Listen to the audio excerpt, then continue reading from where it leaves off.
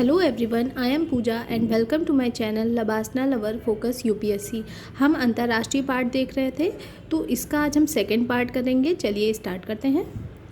CBD corp 16 में भारत के पर्यावरण, वन एवं जलवायु परिवर्तन राज्य मंत्री कीर्तिवर्धन सिंह ने किस योजना का शुभारंभ किया है? तो यह है राष्ट्रीय जैव विविधता रणनीति और कार्य योजना। कॉप 2026 में इस सम्मेलन कॉप 17 की मेज़बानी कौन करेगा? तो आर्मेनिया करेगा। CBD कॉप की बात हो रही है, तो CBD कॉप की 17 की बात मेज़बानी कौन करेगा? तो आर्मेनिया करेगा। राष्ट्रपति द्रौपदी मुर्मू ने किस देश में राजनीति विज्ञान में मानद डॉक्टरेट उपाधि से सम्मानित किया गया है? तो ये है अल्जीरिया ने इन्हें सम्मानित किया है। राष्ट्रपति द्रौपदी मुर्मू किन 3 अफ्रीकी देशों की यात्रा करने वाली पहली भारतीय महिला बन गई हैं? तो इन्होंने की है अल्जीरिया, मॉरिटानिया और मलावी। शंघाई सहयोग संगठन SCO के सदस्य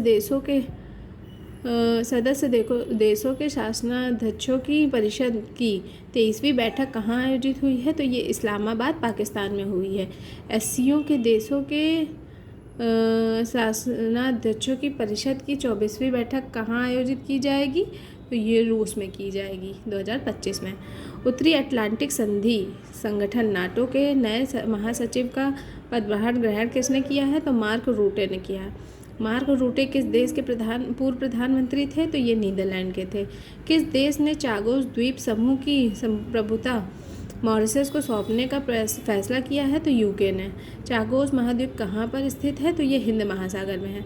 चागोस महाद्वीप में स्थित डिएगो गार्सिया नामक द्वीप रणनीतिक दृष्टि से क्यों महत्वपूर्ण है? तो यहाँ संयुक्त UK और USA सैन्य अड्डों की स्थिति के होने के कारण। नेपाल और भारत ने किस देश के बिजली निर्यात के लिए एक त्रिपक्षीय समझौते पर हस्ताक्षर किए हैं? तो बांग्लादेश ने। मतलब नेपाल, भारत और बांग्लादेश, इन लोगों ने त्रिपक्षीय समझौता किया है बिजली निर्यात के लिए। कौन अंतर्राष्ट्रीय चिकित्सीय उपकरण नियामक मंच international medical device regulator forum का संबद्ध सदस्य एफिलिएटेड मेंबर बना? तो केंद्रीय औषध मानक नियंत्रण संगठन ये बना। मालदीव के राष्ट्रपति मोहम्मद मुइज़्ज़ू की भारत यात्रा पर भारत और मालदीव के बीच हस्ताक्षरित मुद्रा विनिमय समझौते के 2 तत्व कौन कौन से हैं? तो ये है $400 मिलियन की सुविधा और मालदीव को अलग से 30 बिलियन रुपए की सुविधा। मालदीव में किस कार्ड को लॉन्च किया गया है? तो मालदीव में रुपे कार्ड को लॉन्च किया गया है।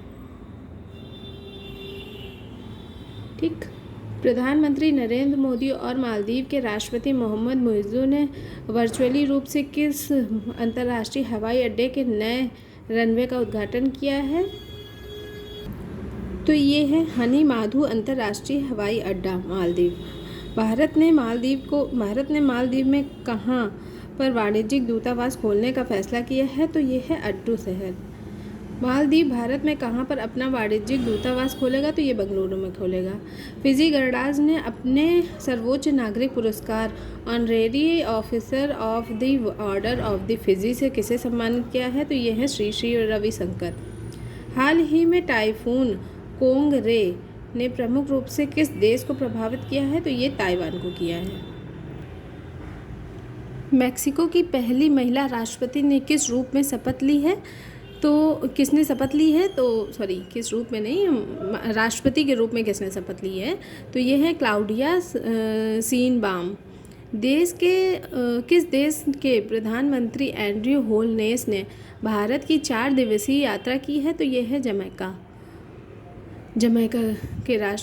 जमैका के प्रधानमंत्री हैं एंड्रयू होलनेस।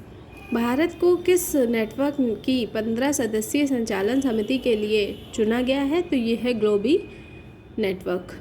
ग्लोबी नेटवर्क किससे संबंधित है? ये भ्रष्टाचार के निपटान से संबंधित है, यानी कि भ्रष्टाचार से निपटने के लिए संबंधित है। श्रीलंका की नई प्रधानमंत्री के रूप में किसने शपथ ग्रहण की है? तो ये है हरीनी अमरसूर्या। श्रीलंका के नए राष्ट्रपति कौन बने हैं? तो ये हैं अनुरा कुमारा दिसानायके।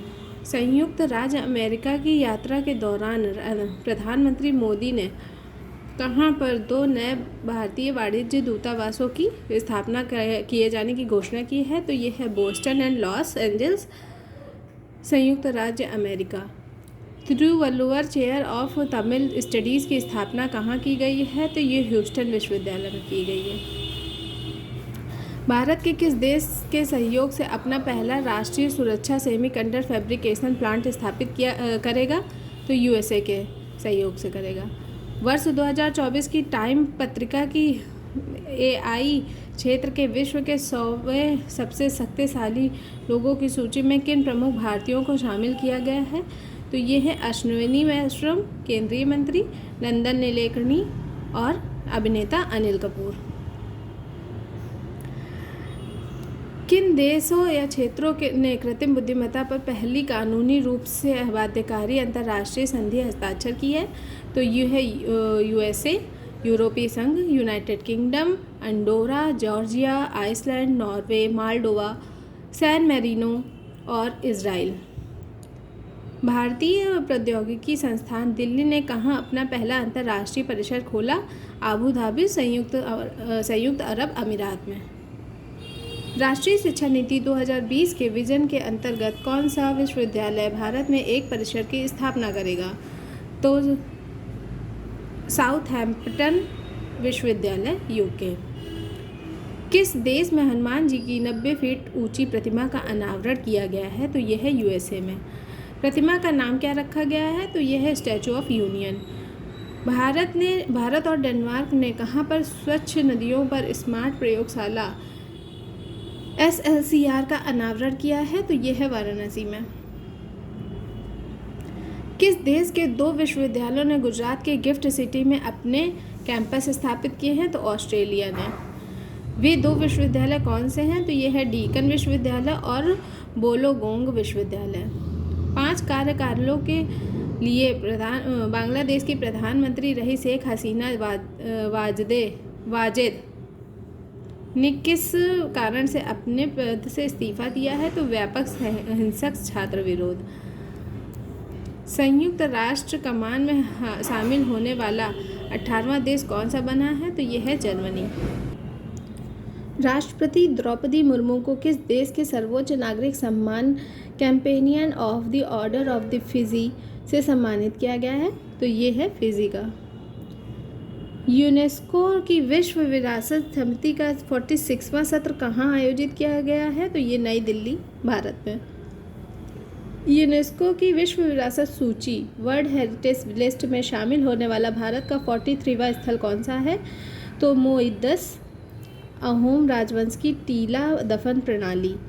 बैंकॉक में आयोजित एशिया आपदा तैयारी केंद्र ADPC Asian disaster preparedness centre की बैठक में किसने वर्ष 2024-25 के लिए एशियाई आपदा तैयारी केंद्र की अध्यक्षता संभाली है? तो ये है भारत।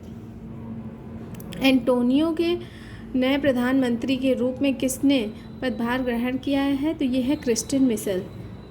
भारत के पहले समुद्र पारी ओवरसीज जन औषधि केंद्र का उद्घाटन कहाँ किया जा रहा है? तो ये मॉरिशस में है। वर्ल्ड क्राफ्ट्स काउंसिल AISBL द्वारा किस भारतीय शहर को आधिकारिक रूप से WCC वर्ल्ड क्राफ्ट सिटी घोषित किया गया है? तो श्रीनगर, जम्मू कश्मीर को। किस देश ने अपना पहला व्यापक जलवायु परिवर्तन कानून पारित किया है? तो यह है दक्षिण अफ्रीका। वैसे अभी तक 4 गिफ्ट सिटी बनाए जा चुके हैं और चौथा यही था, श्रीनगर। नीदरलैंड का नया प्रधानमंत्री कौन बना है? तो ये है डिक सूफ। पशुपालन लाइफ स्टॉक फार्मिंग पर कार्बन टैक्स लगाने वाला विश्व का पहला देश कौन बना है? तो ये है डेनमार्क। प्रधानमंत्री नरेंद्र मोदी की रूस यात्रा के दौरान उन्हें रूस के किस सर्वोच्च नागरिक पुरस्कार से सम्मानित किया गया है? तो ये है order of the Saint Andrew the Apostle. Panama का नया राष्ट्रपति कौन बना है? तो ये है जोस राउल मुलिनो। तो थैंक यू सो मच। कल हम देखेंगे आर्थिकी। मिलते हैं नेक्स्ट वीडियो में।